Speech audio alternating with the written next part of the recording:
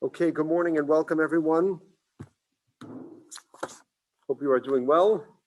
Special welcome and acknowledgement from my father, Avi Mori. For those of you on screen, you can't see that he's here, but I'll turn it around a quick second so he can wave. He's back in Chicago after a COVID break. So special welcome and thank you. Great honor to have you.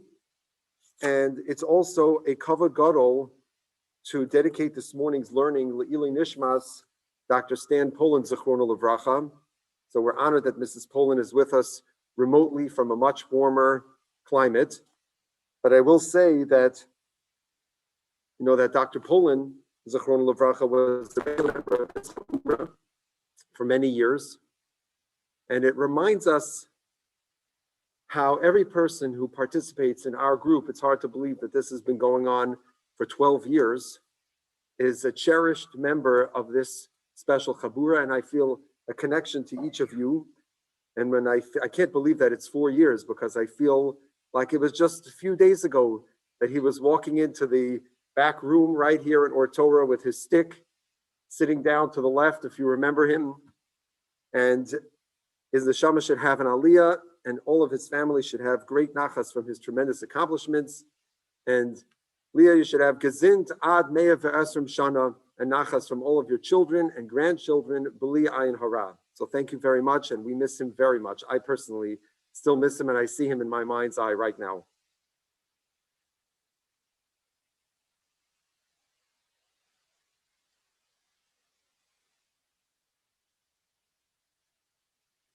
Today we're going to explore one simple idea. But we're going to give this idea some color based on some very interesting historical context.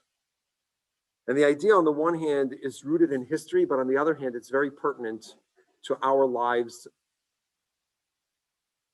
across the generations, but I think even more acutely and more directly during this unusual period that we find ourselves in now, this coronavirus period, where so many interesting Halachic questions have come up, and our sages, the current rabbinic leadership of our generation, is giving us guidance.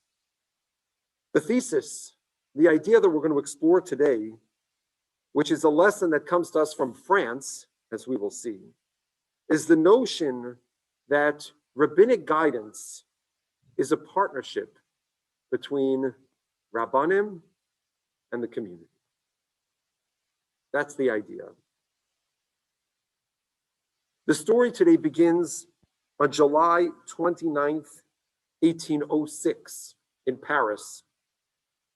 There was a senior member of the French government, which was led by 1806, who's the leader of France? Short, stocky man? That's right, Napoleon. So Napoleon is the emperor of France. At the same time, in Eastern Europe, many of the great Gaonim Gedolim in Hungary and in Poland, both in the world of Lithuanian traditional rabbinic learning and in Hasidus. There's a whole Jewish world, and then there's Napoleon. There's a lot of debate about who should support Napoleon and the Alter Rebbe and others. So there's a lot going on in the world.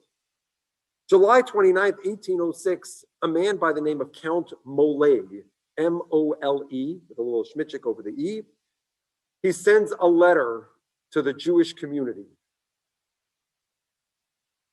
This letter contains 12 questions. The questions get to the heart of an issue. And what's the issue? The issue is, what is the relationship between Jews and their country, their host country, which is France? In particular, as you know, over the generations, many Jews were restricted from various kinds of employment. So in many instances, they resorted to lending money, which was causing economic issues for peasants and farmers living specifically in the Alsace-Lorraine area, which is, if you're looking at a map, and France is here and Germany is here, Alsace-Lorraine is like right here, right on the edge. And every 5 minutes when there are wars, some days it's Germany, some days it's France. So Napoleon is controlling this area now. Of course, Napoleon's stretching way out. And people are upset. And they come to Napoleon and say, we have a problem with Jews. They're not the first or the last people to say we have problems with Jews. So Napoleon, after hearing a lot of chatter, finds out that Jews are a very distinct bunch and that some of their distinctiveness is potentially leading to this harmful economic situation. So you have people who are complaining and they're saying the Jews are different and they're not getting along with us and they're taking usury. So Napoleon tells this guy, among a few others, well, we have to figure out, are Jews and is Judaism compatible with being French? You know, after the French Revolution, we're all égalité, fraternité, liberté, everything, we're all in this together. So what does it mean to be Jewish and French?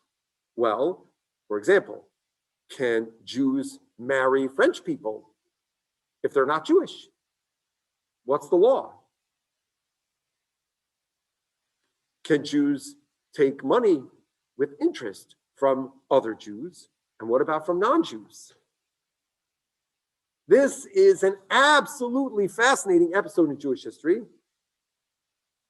The answers to these questions are not for today's discussion, although they are very fascinating. If you're interested in reading more on this in the compendium in The Jew in the Modern World by Mendes, Flor, and Reinhardt, they have a whole section on these documents.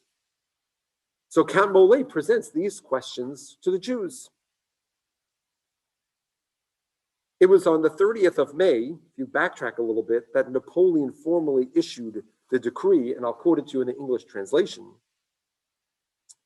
According to an account given to us in several northern departments of the empire, by the way, online you can find some of the documents related to this. It's very fascinating. The University of Chicago had a what do you call it? A display, not a display, an exhibition on a bunch of things from the period of this, which we'll get to the definition of this. Certain Jews whose only profession is that of usury have, by the accumulation of the most immodest interest, put many farmers in these lands in a state of great distress, of the greatest distress. On the 15th of July in our fine town of Paris, here comes the key line for us right now, an assembly of individuals professing the Jewish religion and living in French territory shall be created.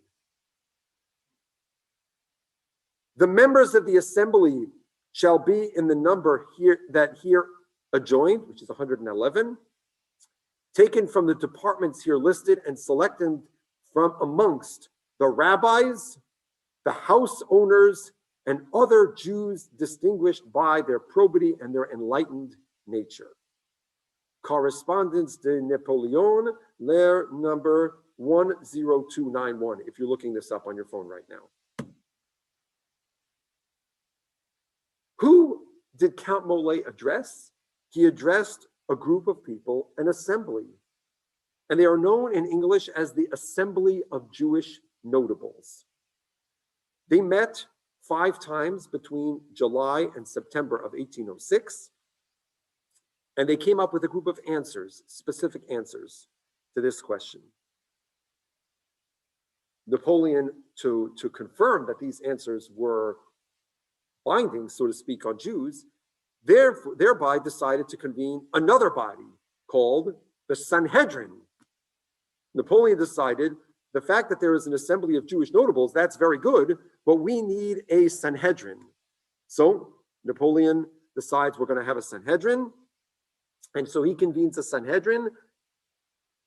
He officially appoints it on October 6, 1806. They convene in Paris on the 9th of February of 1809. And they met until March 9th. On April 6th, they formally accepted the answers to these questions. And they wrote them up in French and in Hebrew, and they sent them to Napoleon.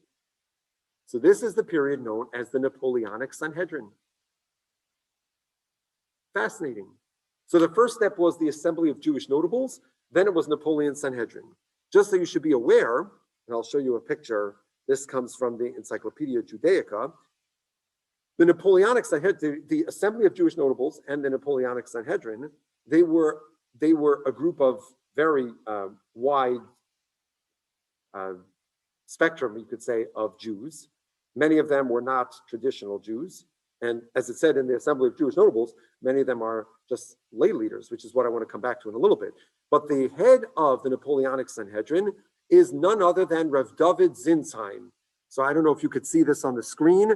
This is the screenshot. This is the screenshot from the Encyclopedia Judaica. Great hat, no?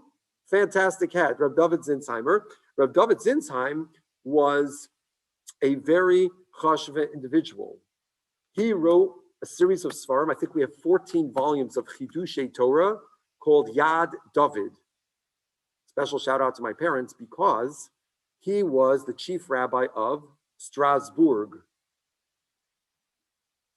So thanks to my parents, I had the chance years ago in college to visit France and to study French Jewish history for several weeks. And I was actually in Strasbourg for a day, visiting. They have a shul there. There is still the remnant, you should know, the effects of this Napoleonic Sanhedrin still exist today in France because the Napoleonic Sanhedrin created something called a consistoire, which is the organized rabbinate. It's basically the state version of the Orthodox Union, where all the shuls are under this one aegis. They have also community services and kashrus and a whole thing. It's called the consistoire. That was established by the Napoleonic Sanhedrin. So when I went to France, so I met with the chief rabbi of France, who's the head of the consistoire. So Rav David Zinsheim was established as the first, essentially the leader of French Jewry, first acknowledged as the most senior Rav. His family was from the town of Trier, who we spoke about last week. Fast forward 100 years to Rabbi Altman, Hashem Yikam Damos, who was the Rav of Trier, because Trier in Germany and Strasbourg, they're like right near each other. When I went to Strasbourg, I decided, you know what? I'd never been to Germany. I was curious, so I took a bus over the Rhine River to Germany, and then I came back 20 minutes later. But I lost the group; they had gone to Colmar, and I missed the bus. It's very close by. So Rav David Zinsheim, he was a very chashuv Rav. We're learning now in the Kollel, we're learning Maseches Menachos. Most Achronim do not have commentaries on Kachim, on Maseches Menachos, but he does. He was a very chashuv person. When he passed away, the Chasam Sofer was maspid him and said that everything that he did was al pi Taras HaKodesh. As the rabbi of this assembly, and you can imagine how tricky it is because the fate of essentially the overwhelming majority of European Jews who are under the dominion of Napoleon are in your hands, because if he doesn't like what you answer, you know what he's going to do. It happens to be when they first put back the answers, Napoleon instituted a series of restrictive edicts against Jews. Later, he relented on those, but what you say and the nature of how you respond to a question like this, literally, people's lives are at stake. And so, on the one hand, Rav David Zinsheim, together with others, there was a man by the name of Abraham Furtado, who is a Portuguese Jew, a lay leader, was also very involved. On the one hand, they had a fealty to halacha. Rav David Zinsheim did for sure. On the other hand, they had an exigent circumstance. They needed to give an answer to Napoleon. They couldn't just say, yeah, we really don't care. So it's really a very interesting parsha. Very interesting parsha. What were you going to ask? So that I don't know exactly how they picked them. I would have to do some more research to figure out exactly how they picked, but it makes sense to me. I would clearly understand why they would pick Rav David Zinsheim, who was probably the greatest gadol in France. What's the interesting thing to me about this? There are many interesting things, but what's interesting to me today, and why I'm bringing it to your attention that you should be aware of this, is that the composition of the Assembly of Jewish Notables is interesting to me. That Napoleon felt that it was important that there be a partnership of rabbis and lay leaders. That's part one. Well, let's fast forward now. In 1913, in Aubernay. Aubernay is a small town in the Alsace region, not far from Strasbourg. A young man, a boy is born to the family. Their name is Neher.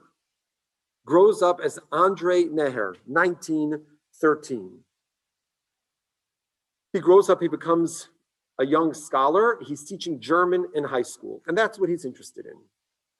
But when the Germans arrive and start rounding up Jews, he goes into hiding with his father and his brothers, and that's a whole nother story.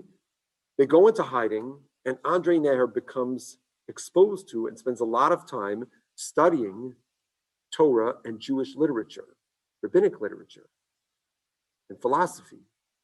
And he has a period of several years where he's devoted to a primary focus of learning Torah. And he emerges after this period of like being sheltered in this cave of learning. He emerges on the French scene to become one of the leading spokesmen of the Jewish community of France until he makes Aliyah, I think in the early 1970s. I'll tell you exactly when it was. It was in forget when. I think maybe 1974. I forget. So he is a leading authority on Jewish philosophy in France. His particular interest, one of the big influences is Maharal on his thinking. And this scholar, Andre Neher, becomes a professor in the University of Strasbourg because he's in Alsace. And who writes him a letter in 1958 to get his opinion on who is a Jew? Ben-Gurion. Ben-Gurion writes a letter to this French Jew, Andre Neher, which is the letter that you have either in Hebrew and English in front of you. And that's what I'd like to look at now, because he has a very interesting discussion, a very interesting suggestion. So he starts, if you have it in the Hebrew,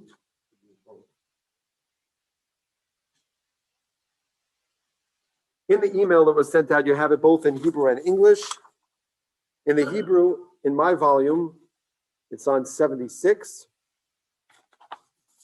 Andre Neher, Professor Lamada'e Hayahadus, University Strasbourg. Yud Gimel Shvat, Tafshin Yud Tes, January 22nd, 1959, L'chvod, Rosh HaMemshalah, David Ben-Gurion. He says, on the first day of Hanukkah, I received your letter from the 13th of Cheshvan, and I think what you are, V'gashti, I think that I see in your, I think that you're turning to the sages of Jews around the world is a historic thing. So I'm happy. I'm going to try to address your point. So I don't want to focus on the first part of his letter, because a lot of the themes that he deals with in the first part, we've talked about over the previous weeks. That EF Shalahakhish, number one, that the word Jew has religious implications. That's point number one. And that this has been going on forever. And number two, that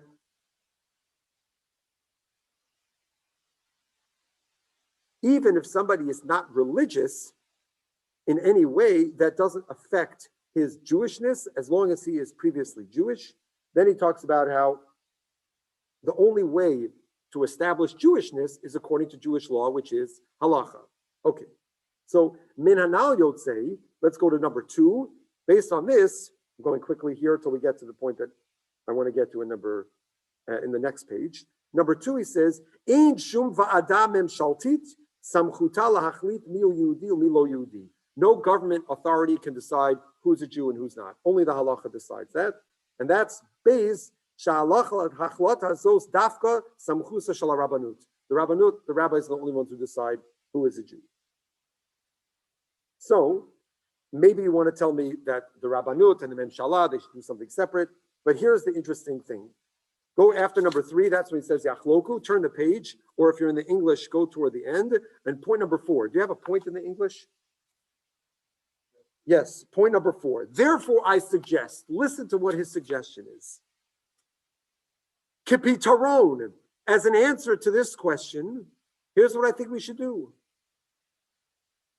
Tiskanes asifa we should gather an assembly, hamurkeves kedelahalon, that is comprised of the following.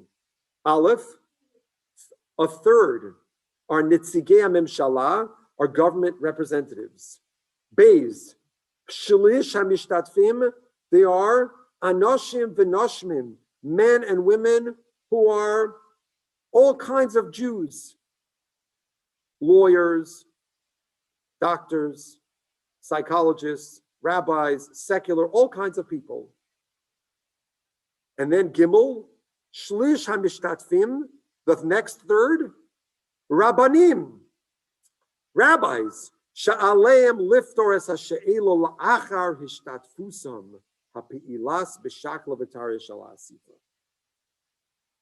The rabbis who will ultimately decide this question after they got together with everyone. So I read this letter and I'm thinking, this is the story of French Jews all over again. Andre Neher is saying, you know what we should do? We should get together a group of Jews, some of whom are Rabbanim, some of whom are just Balabatim, thoughtful people. Let them discuss it among themselves. And after that, have the rabbis decide based on the input of the whole group.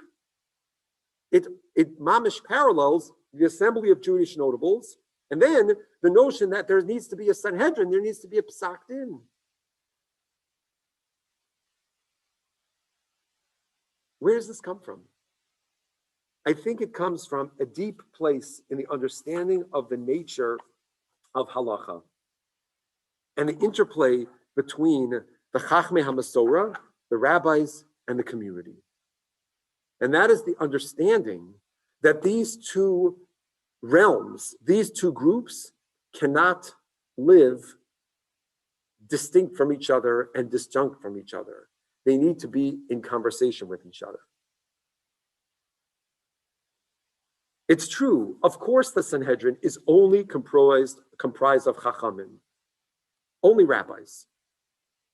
But there needs to be a precursor to that Psak Din of the rabbis. There needs to be engagement between the Chachamim and the Balabatim. There needs to be consideration and understanding. And this is exactly what the Rambam teaches us in Hilchos Mamrim. If you were here in person, Emir Tzashem will be back together in person soon. You would have the orange sheets that are in front of you. Rambam Hilchos Mamrim, Perek Beis Halacha Hey. The Rambam tells us the following. Based in a rabbinic court, Shenire Lahem Ligzor Gzeira, that it seems fitting to them to establish a stricture, O Lasaking Takana, or to enact an enactment, O Lahanig Mineg, or to establish a custom. Tzrichim Lehisyashiv Bedovar, they have to think about it. So what's the case here? The Chachamim are trying to figure out how to best guide the community from a religious standpoint in a particular circumstance. We're not talking about here about traditional halacha that is based on the halacha l'moshmi Sinai or Yud Gimel Midos. That it is what it is.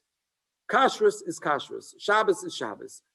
But we're talking about rabbinic leadership, how to answer difficult moral and ethical questions, how to set up social institutions, like Hillel was masakin a Prism, or we have all kinds of takanas that existed over the years, whether they're Bishal Akum or Pas Akum or Shemen Akum.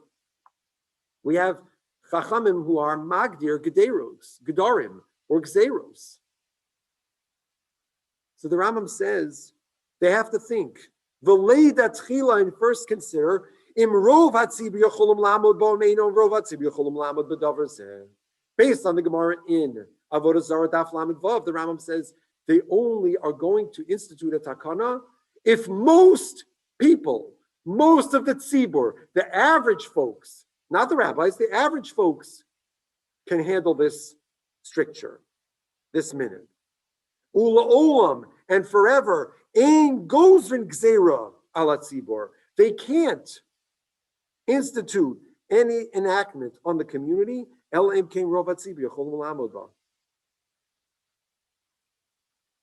What happens if they make a mistake? They think everybody can handle this. Hare shegazru halacha vav bezdin gzeira. They're going to enact a halacha, a din. And what happens? They think that everybody can handle it. So after they made this rabbinic enactment, they look around, they say, you know what? The people, they're quibbling with it. The rabbis first thought that people could handle it. They considered what the people would do. And the rabbis, they thought that people could handle it. And the people say, you know what? Rabbis, we love you, we respect you. We're not in on this one. We're not okay with it. Harezu betela. It's void on its own. Ve'ein on rashayin lachufes ha'am lelechasba. The rabbis cannot coerce the people to follow this din. It has no tokef at all. Now, there's one case where there's kind of an interesting in between. What happens if you have the following? And this is the third level that the Rambam tells us. Level one is the rabbis have to consider what's going to be the effect on the community. The rabbis need to take the feedback of the community into consideration. If the rabbis take the feedback into consideration and they think it's going to work, but there's pushback from the community, it takes no effect. But what if you have a little interesting case like this? Take a look at this. Halacha Zayin. Gazru. They made a takana. V'dimu, and it seemed shepashta b'chol Yisrael, that it spread among all Jews. Now, this is important. The Lechem Mishnah here points out that this is the concept of acceptance means that it spread. And you're thinking in your mind, this idea of spreading is going to be interesting in halacha. Spreading where? To whom? Probably the most famous takana,